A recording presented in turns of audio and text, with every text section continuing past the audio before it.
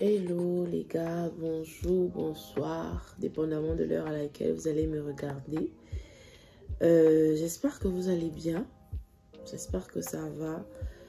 Moi, ça va, pas totalement. De toutes les façons, il y a toujours des trucs en fait, tu vois, dans la vie, il y a toujours des trucs. C'est rare que ça aille genre à 100% vraiment genre, mais genre on décide d'accepter. Attendez, je ferme la porte parce que le bruit. Donc je disais que vas-y, c'est rare sont les fois où ça va genre tu es en mode wesh. Mais voilà, on s'adapte, on fait avec. Ça fait longtemps que j'ai pas filmé de vidéo. On est aujourd'hui mercredi le 4 septembre. Hier c'était mardi le 3 septembre, jour de mon anniversaire. Votre go a pris 27 ans. Merci Seigneur. Et comme je disais, ça fait vraiment longtemps que j'ai pas filmé. Genre, je me suis pas posée devant la caméra, faire des vidéos, ni même faire des vlogs et tout. Franchement, ça date. Hein. Tout à l'heure, je me suis réveillée, j'ai fait une petite sieste parce que j'avais mal au bas-ventre. Je me sentais...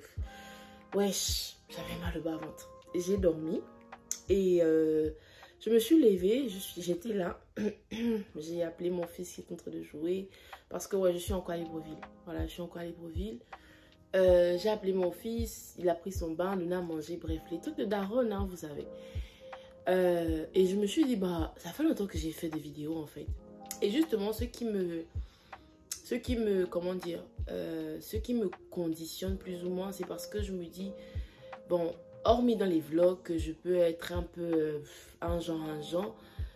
Mais quand je veux faire une vidéo face cam, bah, j'ai envie d'être quand même apprêtée. Genre, déjà, j'ai pas ma lumière ici. Je suis venue au Gabon sans la lumière. Donc, et j'ai pas eu envie d'en acheter ici parce que, vu les prix, tu vois. J'ai pas eu envie d'en acheter ici. J'ai pas de lumière pour filmer genre les soirs. Parce que quand j'étais en Chine, ça m'arrivait de filmer les soirs. D'abord, même quand je filmais la journée, vu que ma chambre n'était pas très éclairée naturellement, il fallait toujours que je mette mes lumières et tout. Et donc, c'est pour filmer face cam, je me disais toujours, il faut que je le fasse le soir. Il faut que...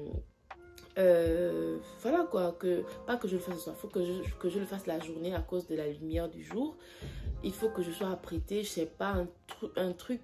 Mais je me suis dit, bon, on va faire les choses de manière spontanée, tu vois. Sur ma chaîne, je ne viens pas me donner un genre, tu vois. Je ne me donne pas un genre, je suis moi. Voilà, je suis moi, naturellement. Il y a des gens qui m'ont déjà croisée depuis que je suis ici. Et vas-y, c'est intéressant, c'est relax parce que c'est moi. Celle que je suis sur YouTube, c'est celle que je suis dans la vraie vie. Donc voilà. Je voulais vous parler un peu, genre à cœur ouvert, vous dire ce que je pense, comment je vais. Alors, ça fait, comme je disais, super longtemps que j'ai pas filmé. Parce que simplement, je me disais que j'ai pas forcément grand chose à vous montrer. Alors que j'ai des sujets, hein. J'ai plein de sujets dans mon téléphone que j'ai déjà écrit et tout. Mais justement, c'est pour des vidéos face cam. Et dans ma logique, je me disais, face cam, il faut que je sois apprêtée. J'ai la journée, bon, j'ai pas forcément le temps, le soir. Bref, je me trouvais tout genre de raisons. Mais en vrai, je filme pas parce que depuis que je suis là, vous vous rendez compte que je suis arrivée ici. Je suis arrivée à Libreville, je pense, le 6 ou le 7 février. On est aujourd'hui le 4 septembre. On va essayer de compter. Février, mars, avril, mai, juin, juillet, août, septembre. Ça fait quasiment 7 mois que je suis là. Et comment vous dire, beaucoup de choses se sont passées. Beaucoup de choses se sont passées niveau personnel, niveau relationnel, pas relation amoureuse. Hein. Pardon, niveau relationnel, un peu avec certaines personnes autour de moi. En fait, je me suis rendu compte que... je me suis rendu compte de beaucoup de choses. Voilà, je me suis rendu compte de beaucoup de choses. Déjà, ma mentalité a beaucoup changé. Ma mentalité a beaucoup changé. Ma manière de voir les choses a changé. Et encore avec l'expérience, le temps que j'ai passé ici, il y a beaucoup de choses qui ont davantage changé dans ma manière de voir, dans beaucoup de choses. Parce que je me souviens que lorsque je préparais mon voyage, bon, préparer c'est trop dire parce que j'ai pas vraiment eu le temps de le préparer. Je crois que je vous l'avais dit dans ma vidéo de préparation pour le voyage, que le voyage, franchement, même début décembre, je ne savais pas que j'allais venir. Parce qu'en voyage, surtout pour une assez longue période, tu te prépares psychologiquement, tu te prépares aussi en termes d'achat, de toutes ces choses-là. Je ne m'étais pas préparée, mais pas du tout.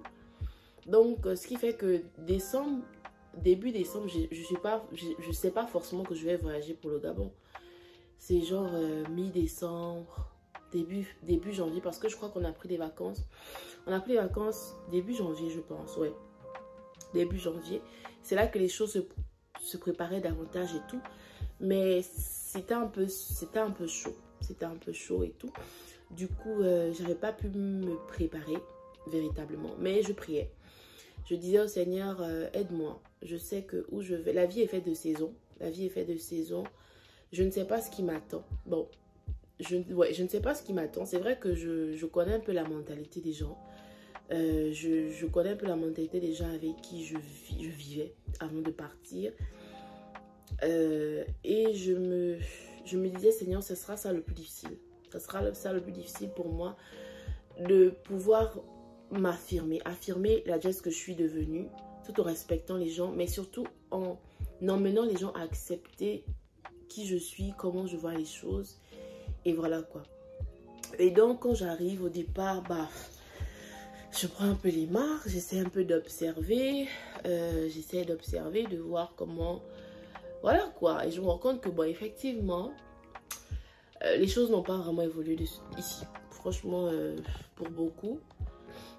Voilà quoi. Mais après, je sais pas, je me dis, c'est la vie, voilà quoi. Et puis, j'ai eu la grâce et l'opportunité de voyager, beaucoup ne l'ont pas. Mais en même temps, il y en a qui ne voyagent pas, mais voilà quoi, tu vois un peu. Mais bon, ça c'est, je peux dire, ça ne me regarde pas véritablement parce que tant que ça n'impacte pas ma vie, ma manière de faire, d'être, tant mieux.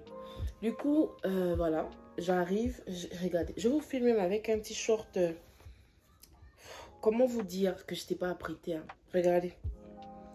J'étais là en mode, je suis chez moi, tranquille, je me repose. L'enfant, il regarde la télé. J'ai mis mon t-shirt Nike troué de partout. Et je me permets de me présenter comme ça devant vous. Non mais, allô quoi. Bref, c'est la famille, hein. Et donc, je disais que ça a été un peu compliqué. Et ça l'est toujours parce que, je ne vais pas vous cacher, je me sens... En fait, il y a tellement de choses qui partagent, qui traversent mon esprit. Comme je disais, moi, de mon côté, j'ai vraiment beaucoup changé. J'ai passé quasiment 5 ans seule. Seule dans le sens où, quand j'arrive, je fais des rencontres. Franchement, mes 2 premières années, c'est des années de malade. C'est intéressant, je découvre. Surtout qu'avant de partir, je vivais dans quel contexte?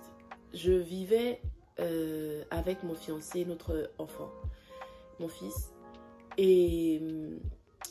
on vivait, j'avais pas forcément vécu, comment dire, avant de partir, avant d'aller de chez mes parents pour chez lui, on se fréquente, parce qu'on se connaît depuis très longtemps déjà.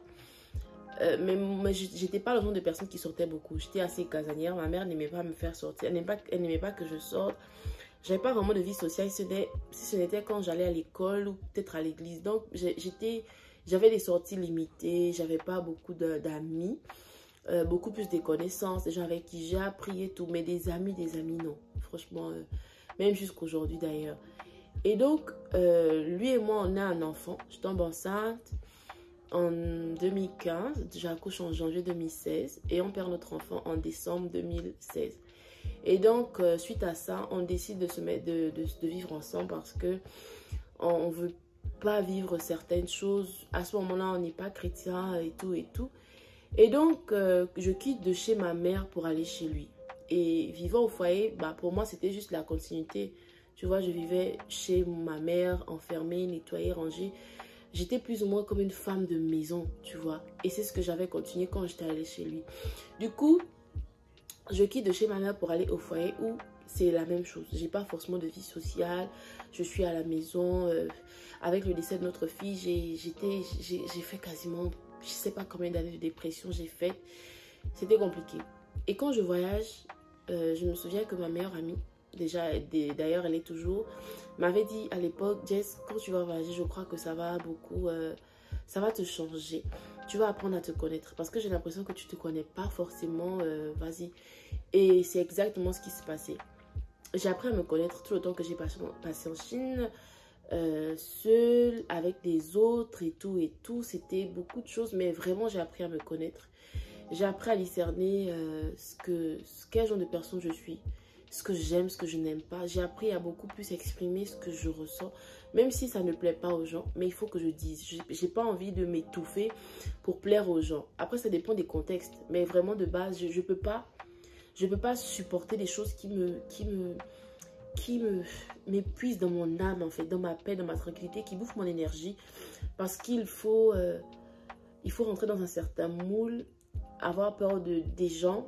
Non, moi je préfère dire ce que je pense avec beaucoup de manière, de politesse. Et après, c'est la personne qui fait ce qu'elle veut de ce que moi j'ai dit. Moi, j'ai juste dit ce que je ressentais d'une certaine manière. Mais voilà, il y a des gens qui ont leur manière de concevoir, de voir les choses. C'est-à-dire que même si c'est une chose aussi simple, elle va prendre ça différemment. Voilà, cette vidéo, je ne l'ai pas préparée. Là, je vous parle juste à cœur ouvert. Je vous dis juste les choses, je me libère. Et puis, comme je disais, ça fait longtemps que je suis venue sur YouTube. Et voilà. Donc, voilà, quand j'arrive... non, je parlais de quand j'étais là-bas. Voilà quoi, j'ai appris à me découvrir, des choses que j'aime. J'ai aussi rencontré des personnes avec une mentalité différente, des gens ouverts. Franchement, j'ai rencontré des gens assez bienveillants en Chine. Franchement, j'ai rencontré des pépites. Voilà, et tranquille quoi, des rencontres comme ça, des gens comme ça, des gens avec qui tu restes, tu vois, ça change ta manière de faire, ça change, tu peux pas rester la même personne. Et donc quand j'arrive ici, bah je me rends compte que c'est comme si c'est moi, je deviens le problème, dans ma manière de penser, de faire, j'ai l'impression vraiment de devenir un peu, voilà quoi. Après c'est vrai que des fois j'abusais un peu parce que je me plaignais un peu beaucoup. Mais en même temps, je me dis, je faisais que dire ce que je ressentais, quoi. Et on me l'a souvent dit, que je me plains pour tout et rien. Les choses pour lesquelles même eux-mêmes se plaignent, mais parce que moi je me plains, ça fait genre, par exemple les coupures. Tu peux pas vivre en fait, genre, c'est infernal, les coupures d'électricité, l'insécurité. Moi je suis quelqu'un, j'aimais bien, je suis pas très sportive, hein, mais j'aime marcher. Des trucs du genre, moi c'est vraiment ça, la marche. Je peux me lever le matin, je vais faire ma prière à 5 heures. Ensuite vers 7 heures, je vais au parc, je marche. Je peux rentrer chez moi à 8 heures, 8h30, je suis tranquille. Le soir pareil, je peux décider de sortir genre à 17, 18 heures, je vais marcher, je vais rentrer. J'ai pas peur de me faire agresser un truc et ça m'aidait beaucoup dans mon équilibre physique et psychologique. Mais ici c'est pas le cas. Ici c'est pas le cas. Même quand j'allais déposer l'enfant le matin, ouais, tu as peur, hein. C'est quand il y a beaucoup de gens dehors que tu te sens un peu plus en sécurité. Et même, il y a des gens qui se font braquer à la vue de tout le monde, tu vois. Anyway, c'était pas compliqué. Vraiment, c'était pas facile, je veux dire, c'était pas facile. Et puis après, le fait de parler avec des gens, de dire ce que tu ressens. Pardon, je vais changer de bras parce que là, ça commence à me faire mal. Voilà. J'ai changé de bras parce que le bras là, il commence à me faire mal, hein.